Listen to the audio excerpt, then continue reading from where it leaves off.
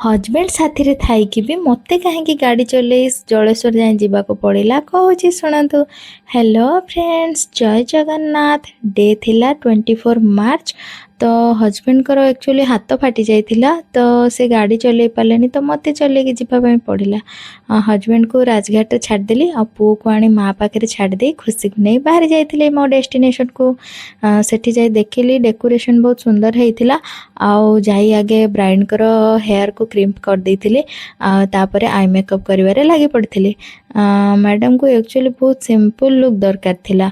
आ तांको घर लोक भी मते सजेस्ट करथिले कि तांको पूरा सिंपल लुक दबो, काहेकि ना गाँ रे तो लोक मैंने कौन भाविबे। तो मु मैडम को कही पूरा टेंशन नियंतुनी, मु पूरा सिंपल लुक ही देबी। तापर आई मेकअप कर सारी फेस मेकअप करिया पई लागी पड़िले। मैडम को एक्चुअली ओपन हेयर स्टाइल दरकार थिला, तो मु भी मैडम को ओपन हेयर करके दे देथिले। आ देखंतु एटा होची मैडम को बिफोर लुक आ तांका आफ्टर लुक देखि कहंतु आपण मन को केमती लागु छे। मैडम तो मेकअप रे बहुत सैटिस्फाई थिले आ तांको घर लोक मध्ये बहुत खुशी हो जाइथिले। आपण माने को जदी मो मेकअप उडा भल लागुथबो ताहले प्लीज मते कांटेक्ट करंतु। आ मोर नंबर होची 7735152747। रहिली। जय